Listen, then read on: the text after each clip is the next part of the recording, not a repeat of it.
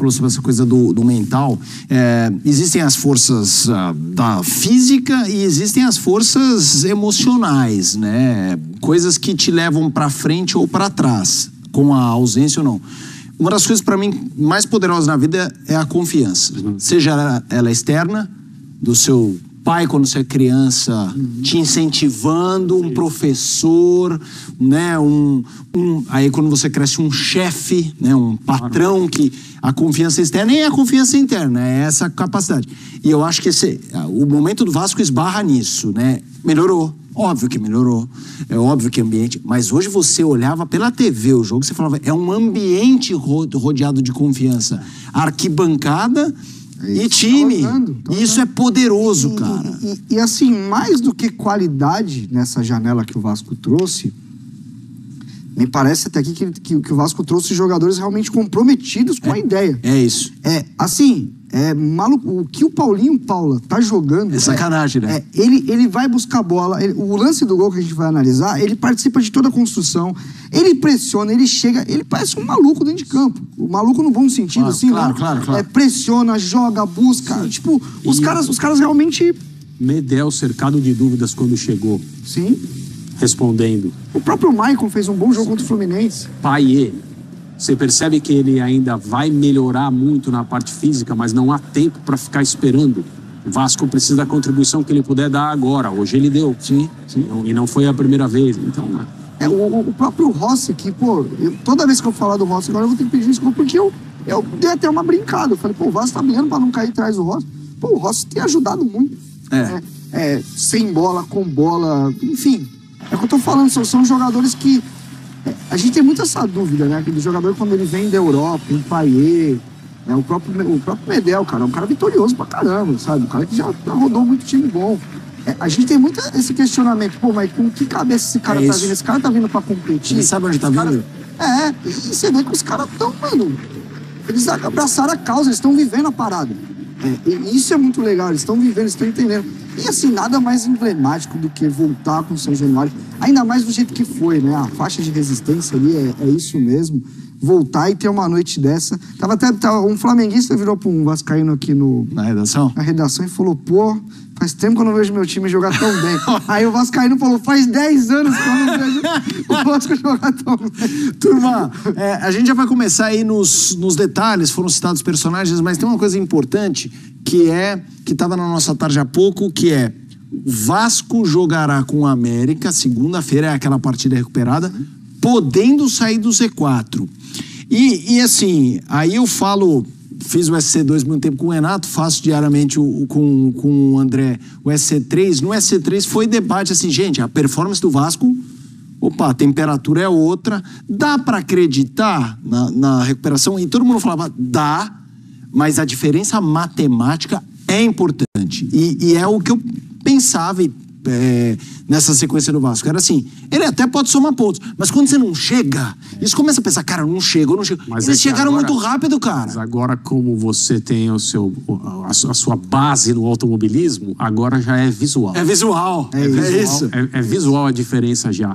Já dá para enxergar, já dá para fazer a conta, é uma questão de uma rodada. Pode não acontecer, mas é uma questão de uma rodada. E aí, essa confiança que você mencionou, ela já cresce, o nível de tensão diminui, porque não é que está sob controle, mas está ao alcance. Você não faz mais tanta conta, você não se preocupa mais com os outros resultados. E isso faz toda a diferença, né? Na preparação para uma partida, não só para a próxima, para as rodadas seguintes também. O Vasco não pode diminuir o seu ímpeto, nem o desenvolvimento do time. Mas a noite de hoje, simbólica, porque era a volta a São Januário, grande público, bandeirão, resistiremos. O Vasco respondeu com um futebol que é muito superior ao resistiremos, né?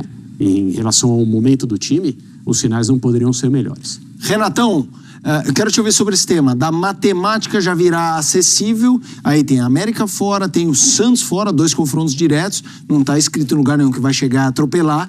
Mas é a fase para realmente... A cabeça do buraco tá tirando, mas para realmente sair o corpo inteiro. E quem tá em volta brigando ali também... A coisa virou uma maçaroba ali, né? Do 10º para baixo, a coisa tá... a gente viu uma distância maior. O próprio São Paulo não ganhou ontem, São Paulo tá no bolo, o Corinthians tá no bolo. E eu acho que a grande questão da confiança, quando a gente fala em confiança, é quando você olha pro desempenho. E eu falei já em alguns programas, se tivesse algumas rodadas atrás, pô, o Vasco poderia pensar até em coisas maiores. Porque pelo que ele vem jogando melhor do que times que estão acima dele na tabela. Sim. E aí sim, aí é legal a gente medir o desempenho. Porque assim, na minha cabeça é simples. Se você tá jogando bem, o desempenho tá bom, e às vezes o resultado não tá vindo, você tá mais perto do resultado positivo chegar. Agora, tem time que ganha ponto, que ganha jogo e não sabe como faz isso. Inclusive o Corinthians tá um pouquinho acima. É um caso bem claro desse. O Vasco não. O Vasco hoje, ele tem conquistado pontos. E no jogo contra o Fluminense, pra mim, foi um jogo até um pouco descontrolado do Vasco, na questão até de organização, conquistou os pontos. Então, assim, você olha para desempenho, você olha para todo o ambiente, toda essa mobilização, a coisa tá indo. Vamos fazer o seguinte, vamos para São Januário com o Cícero Melo. Cícero, eu quero que você traga muito de ambiente, né? Você conhece o Rio como poucos, conhece estádio de futebol no Rio de Janeiro como poucos, de sentir temperatura, de sentir ambiente, e tá muito claro que tivemos nesta quinta-feira uma noite muito especial em São Januário. Eu queria que você contasse o que ela representou. Boa noite para você, Cícero. Boa noite a você, Felipe, ao André, ao Renato e ao fã de esporte, especialmente ao torcedor Cruz Maltino, que está fazendo hoje uma grande festa aqui em São Januário, né? Foi a volta do Vasco depois de 3 meses. O último jogo tinha sido aquele polêmico jogo de derrota pro Goiás de 1-0 e tudo que aconteceu no dia 22 de junho. De lá para cá o Vasco não tinha mais jogado em São Januário com sua torcida. Público oficial hoje, 20.321 torcedores que estiveram presentes aqui no estádio Cruz Maltino e fizeram uma grande festa. Isso porque o Vasco correspondeu, teve uma grande atuação, dominou o Curitiba o tempo todo e a torcida então fez festa o tempo todo, comemorou 5 gols, elegeu 2 novos ídolos agora cantando o nome deles o tempo todo. Verrete, né, jogador que fez 6 gols em 7 jogos com a camisa Cruz Maltino, e o Paulinho, esse parece ser o maior nome, um xodó da torcida Cruz Maltino, o jogo todo o nome dele sendo gritado, e o Verrete pelos gols que vem fazendo, né? A torcida do Vasco que vê o time numa ascensão muito grande e agora tem certeza absoluta.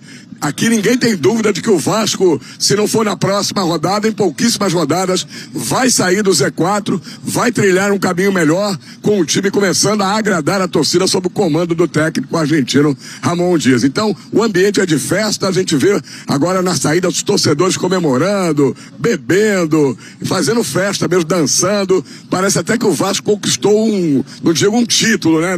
Uma comemoração de título, mas próxima disso, viu? Então é esse o clima aqui em São Januário. Nós já estamos aqui na zona mista, onde daqui a pouco alguns jogadores do Vasco vão falar com a imprensa, mas o ambiente que você perguntou é esse, ambiente de festa, tudo com muita tranquilidade. Nós tivemos hoje muitas inovações aqui. O Ministério Público tinha pedido, né, que várias ações fossem tomadas pelo Vasco da Gama, e elas aconteceram. Basicamente, interdição de todo o perímetro daqui do estádio, né, muitas barreiras, para chegar aqui a São Januário, o torcedor teve que andar muito, porque as barreiras estavam isolando aí cerca de quase um quilômetro, né, a chegada a São Januário. Instalação de câmeras de segurança e, finalmente, o reconhecimento facial em algumas catracas, né, em algumas roletas, não todas, porque isso ainda está em fase de experiência, Felipe. Valeu, show de bola, Cícero. A gente já volta aí com todo o trabalho de zona mista, entrevista coletiva, São Januário em festa com a goleada 5-1 do Vasco para cima do Coritiba. A gente já vai nos detalhes, nos jogadores, nas individualidades, mas eu queria dar uma embolada nessa nota de corte do Z4, que é Vasco, é Santos, é Bahia, é Corinthians. A gente tá falando aí diferente de 3 pontos de muito time tradicional, muito time forte, forte não de performance todos, mas vocês entenderam, de históricos, né? Forte tradicionais. O Vasco entre eles é quem tá jogando melhor. Aí a raio-x de momento pode ser algo que daqui 3 semanas não seja. Então, assim, é o melhor momento? O impacto da atuação de hoje é muito forte, né?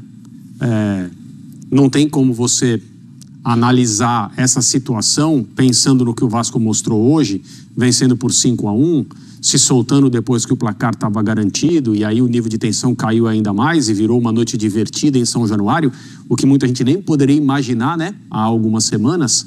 Aconteceu de fato hoje. Eu acredito realmente que a torcida do Vasco, a partir de um certo momento, se divertiu hoje em São Januário. E isso também é outro sinal evidente, né, óbvio, assim, escancarado, de que as coisas estão melhorando. Então você não tem como, depois de um 5-1, com a imposição que o Vasco mostrou hoje, não se influenciar na hora de pensar com mais calma e certa frieza nessa parte de baixo da tabela em que está todo mundo precisando de qualquer coisa que sirva para ter um pouco mais de esperança.